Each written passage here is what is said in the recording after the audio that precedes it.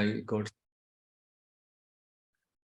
Let's go ahead and explore what are the constraints that are available in SQL Server. What are the constraints that are available in any RDBMS? So like other RDBMS, the same constraints that are available in SQL Server also. And you have something called not null constraint, and then primary key constraint, foreign key constraint, unique constraint, check constraint, default constraints. These are the constraints are available. First of all, what are constraints? So why constraints? Constraints are the rules enforced on the data columns of a table. Why the rules needs to be enforced to the table? To ensure that the data, whatever we store it in a table, have accuracy in it. Okay, the data should, whatever the data you store in a table, it should be an accurate data. Okay, and also the data should be consistent. Accuracy, consistency, to prevent data loss and to improve performance, we create constraints. So what are the constraints? Constraints are nothing but the rules that we define it to make sure that when we store the data in the table, or when we delete any records, any data from the table, we make sure that we are enforcing some rules so that we can prevent the inaccurate data to get into the in our data set. Okay, to prevent inaccurate data get into a data set. Okay, and the constraints we use it to enforce the specific rules and the requirements on the data that is entered on the table. Okay, so what are the constraints? Like I said, primary constraint. What is primary key constraints? Primary key constraint ensure that each row in table has a unique identifier. For example, I have a table, simple example. We'll take with the simple example, and then we will proceed with very advanced and all. Okay. For example, I want to create a department table. My table name is department.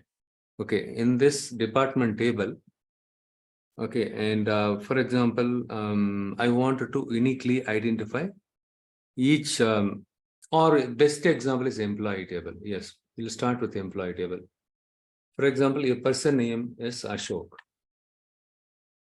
A person name is Ashok, and he is, his basic salary is 15,200. Okay, and person name, right? First name is Ashok, and his last name. Okay, so forget about first name, last name. Let's assume that at this moment a name. Okay, but the employee name is Ashok. His basic salary is 15,200 or something like that. Okay, and there is another employee name is also Ashok. His basic salary is somewhat close to 14,950. Okay, 950, and the department ID. So there is a column called department ID. The department ID is 10 and 10.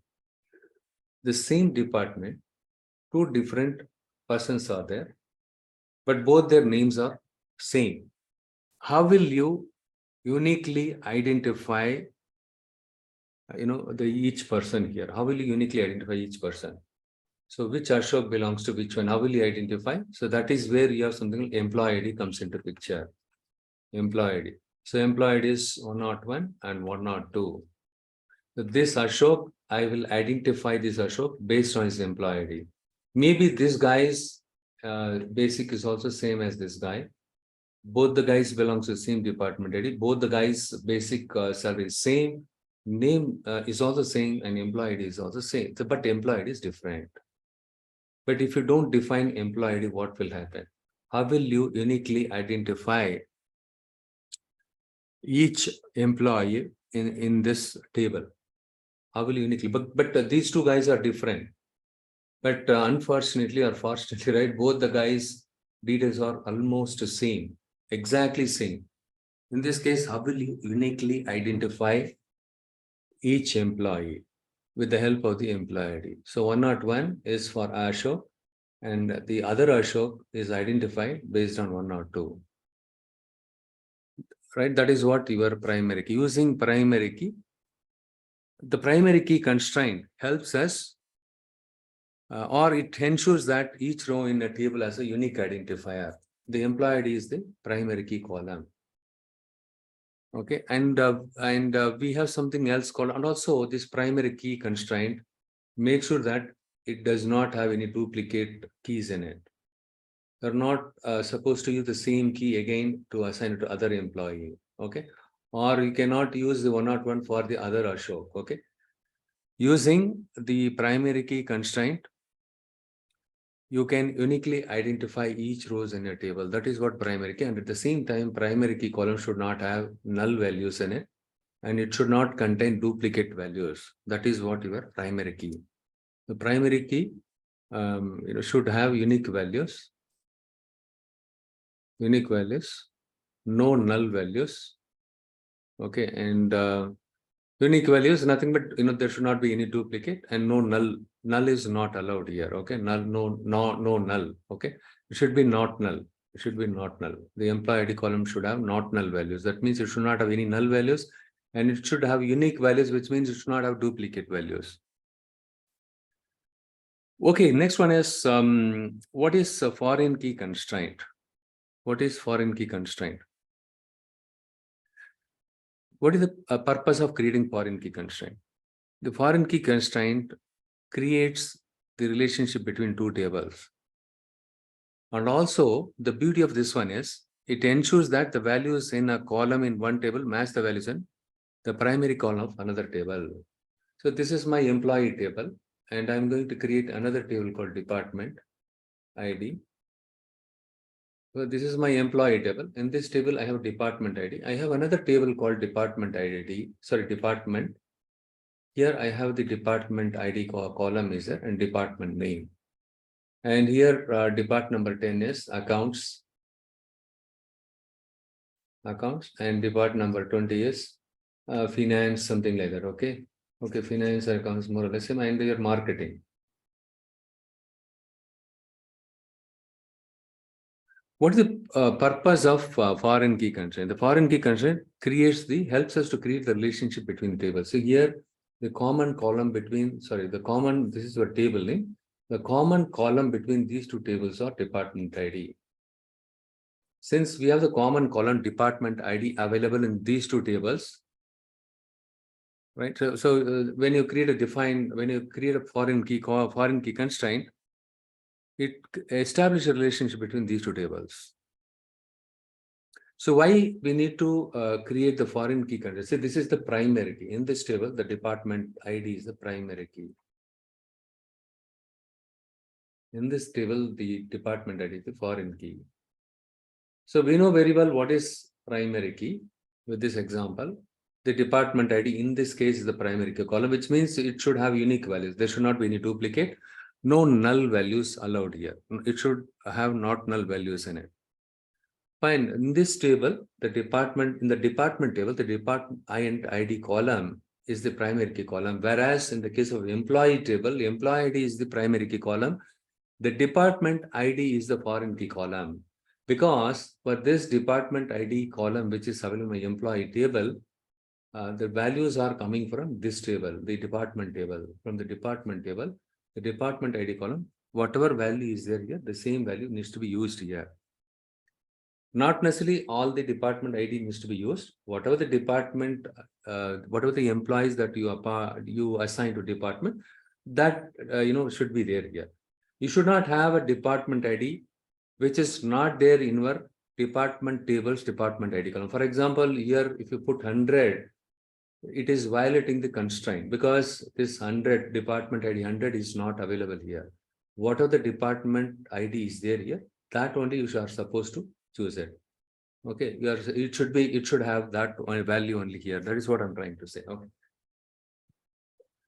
The advantage of foreign key constraint is it helps us to create the relationship between two tables, and also it makes sure that the values in a column in one table matches the values in the primary column of another table. The department ID column in employee table match the values in the primary key column of my department IDs, department tables, department ID column. Whatever value is there, the same value should be there. Maybe, department ID 20 may not be there here. Let it be there, no problem. But something which is not there here, it should not be there here. So like I said, to 100 is not there. There is something wrong here. Okay. So why, so in that case, why can't I have different values here than this one? The reason is consistency. If you use 100 here and someone else will use 200, someone else will 300. End of the day, if you wanted to retrieve the department name, you need to do a lookup on this department table with this department ID. And one day then you will get for example, this guy is, the two Ashok belongs to department ID 10. Can you please tell me the department name? If somebody asks, what you do a lookup of the department ID for each employees in the department column on this department ID column, the department table, to get the corresponding department name. Okay. For example, if this guy is 20, right? So this guy belongs to accounts department. This guy belongs to marketing department. When you do a lookup here, 10 and 10, the corresponding department is accounts. So when you look up here, if you put 200, 200 is not there, you will not get any department name. And also it helps us to maintain the consistency between the tables or across the tables by enforcing the relationship between tables. So foreign key is helpful in terms of maintaining the consistency. Whatever the values you have it, the same value should be there here. In case if you try to insert some 200 or 300, it will not allow you to insert because the department ID in your employee table, the values in the department ID column of your employee table and the values of in the department ID column in the department table are not matching if you put 200 here. Why? It is not matching, it is throw an error. With the help of the foreign key, we can make sure that whatever the number that you use it, the same number should be there here. It should not have the number something different from this one. This way we can make sure that the consistency. So with the help of the primary key, we can achieve the accuracy. This is very important, data accuracy and data consistency. So here we can make sure that we are not going to have the duplicate values here. If you have duplicate values, what will happen? For example, in the case of the transaction, order transaction, if you have duplicate records, what will happen? It will double count the values. Actually, you sold only 1,000 quantities. Since the same record duplicated, 1,000 and 1,000, it will double count 1,000 plus 1,000, 2,000. Okay, so here it'll show something more than what you did it actually. Okay, so unnecessarily it'll add the same invoice number, but everything is same. The record mistakenly got duplicated. In this case, it'll get added together. Okay, since though it is a duplicate, since it is a duplicate, these two values will get added together. This leads to inaccuracy. Okay, to maintain an accuracy, make sure that we are not allowing duplicates. And also the primary key is helpful to uniquely identify each row in a table. Consistency, we can achieve consistency by creating the foreign key column, foreign key constraint. And also it helps us to prevent the data loss. The constraints it helps us to prevent the data loss by ensuring that the data entered into the database must meet specific criteria. For example, you have something like check constraint. Okay, whatever, right? So, for example, in the case of the check constraint, okay, and here you make sure that you're not entering any non-numeric value. Okay, you check yes, numeric. Okay, if it is numeric value, then you insert the data into salary column. If it is a text data, don't insert it. Can I insert a text value in a numeric column? Can I insert a text value in a numeric column? Or can I insert a numeric column in a text column? Yes, you can insert a numeric column in a text. Numeric value in a text. But when you insert a text in a numeric column, what will happen? It will throw an error. Okay, it will throw an error. But at the same time, with this, right, whatever the data that we enter it in the database, in the table, right, when you create the check constraint, so that the right data will go in here. Okay. For example, see, classic example is salary column should have greater than 0, right? So only the salary is greater than 0, then you enter the data. So because of some data issues, my salary column, I have negative values are there.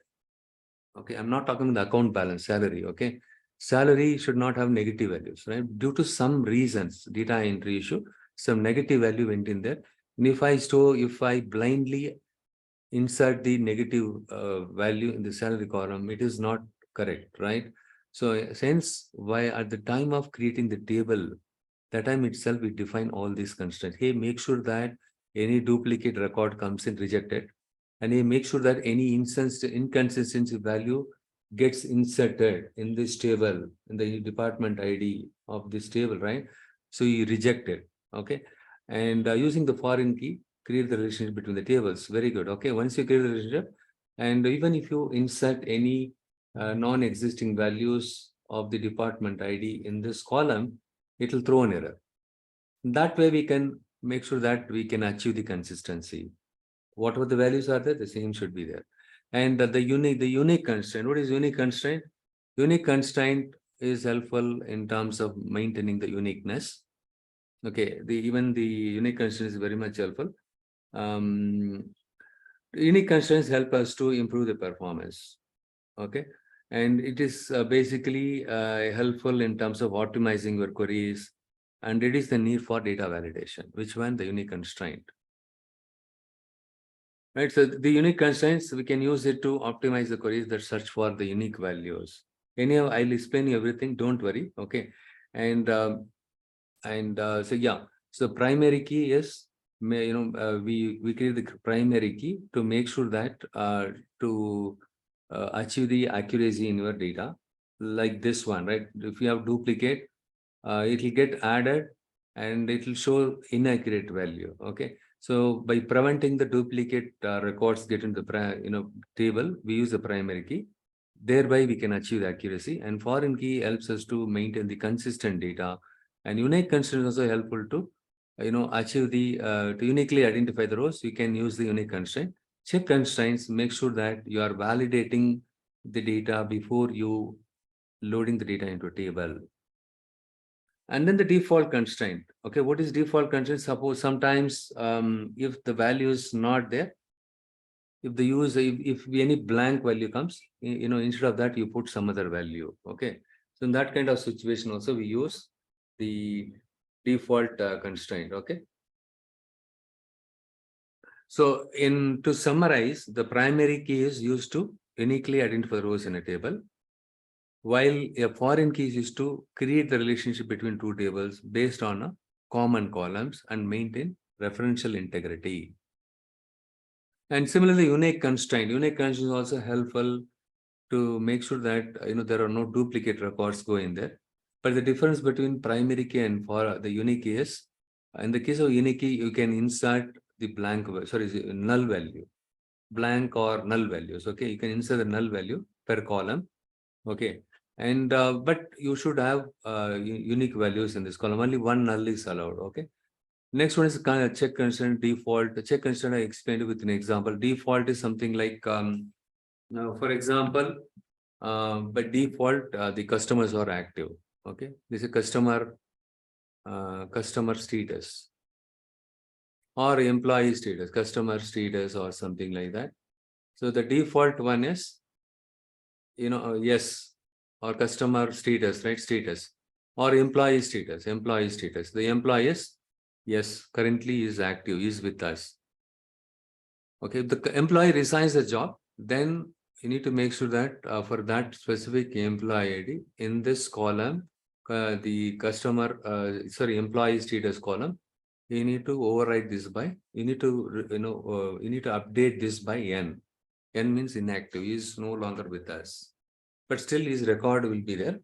But you will update the status Y by N. Okay, now you understood what is not null. Not null is another constraint. For example, you can mandate. So not all the columns you can use primary key, isn't it? In your table, take for example the case of employee table. Employee is a unique key. You cannot say employee name is a unique key, right? You cannot say, because same name, multiple employees can have the same name. You cannot create a unique primary key considered on the employee name column. Okay, so in that case, in that case, how will you make sure that the employee name column should have values in it? So for that, employee name not null constraint. Employee name should not have any blank value in it at any cost. And the basic also, you should not have not null constraint.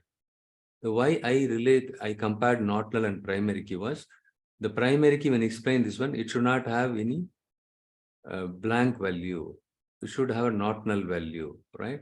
And so, but we cannot create not primary key on these other columns just because to enforce not null constraint. Okay, not null constraint. Okay. Instead, what it is, there is something else called not null itself. There is something called not null itself available. But these columns and the employee name and basic columns, some mandatory columns, you make sure that not null constraint. Okay. Similarly, the department ID also, you can make sure that you can get not null. You'd have some value in it. Okay. And let's say you have something called email ID. Let's say not all the customers can have email ID. Not all the customers can have email ID. Okay. Or let's say number of kids. Not all the employees can have kids, right? Not all the. So in that case, you cannot, you don't have to use not null. For this kind of number of kids, you don't have to use not null. It is not a mandatory column, right? The employee name, basic, department ID columns supposed to be defined with not null constraint. It should not be allowed to store the null values. And primary column and foreign key constraint, all these things I have discussed. Hope you understood all these constraints. Okay, now what I will do is I will just go ahead and start with exploring the type of SQL queries, type of SQL statements. So what do you mean by the type of SQL statements? SQL statement types. What are the type of SQL statements? The DDL, DML. Okay, before we jump in there, I will just tell you what are the types of SQL statement types. What are the SQL statement types? 1 second, let me just go here. I'll write it here. SQL statement types.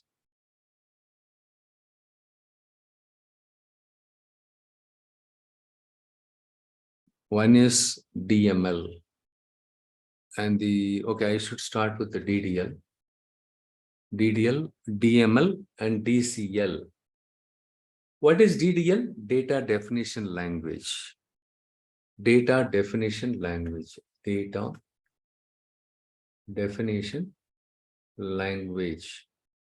Okay, and the DML is data manipulation language. Data manipulation language, and the data control language. Data definition language, data manipulation language, data control language. You got it? Okay.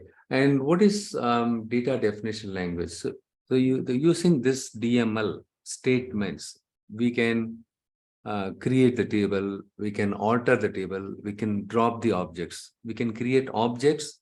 Let me generalize this one. So it's not only you can create table, you can create index, you can create a schema, you can create what is that? You can create views, okay, and you can create clustered index. Okay, you can create objects. You can create objects. You can modify, alter the objects. You can drop the objects. These are the statements falls under DDL. So what are the things? The create, alter, and drop. For example, table. You can create table, and after you create the table, you realize, oh, I missed, adding a column, a specific column I missed out. Using the alter statement, after creating the table, you can include a new column, or you can modify the column name, or you can modify the data type using the alter. Okay. And drop, you can drop the table. If you think the table is not required, you can drop the table. So these are the statements falls under DDL category. And the next one is the DML, data manipulation language. You must be knowing what is data manipulation. Insert, update, delete, and select. Okay, these are called your data manipulation language. So you can manipulate the data. When you insert the data, what will happen? Your table is initially empty and you can insert the data. And once you insert the data, if you want to manipulate, if you want to modify that, then you can use update statement. Or if you wanted to delete fewer specific records, you can use a delete statement. Or if you want to delete the entire table data, you can use delete. Okay. Or if you want to update the entire table specific column, you can use update. Insert, if you want to insert the values, if you want to insert the specific columns of a table, right? In that case, the insert is also possible. Select is a common thing. It's a read only. You can select the tables. You can, with the select statement, you can fetch the data from the table. The last one is DCL. This is the database administrators thing. Okay, he knows this one. The grant, revoke, grant, revoke, deny.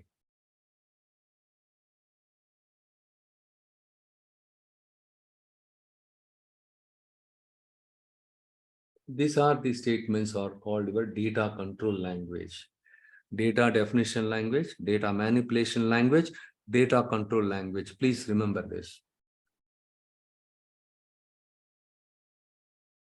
Okay. And with DDL, we can create the table, right? So now what we'll do is in today's session, our focus will be on the DDL and DML. I will jump into the SSMS and I'll show you how to create the table, drop the table, everything. We will take a look at it now quickly.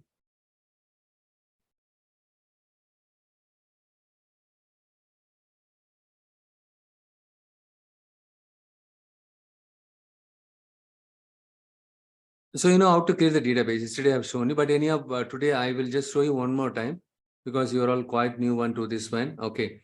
And okay, let me just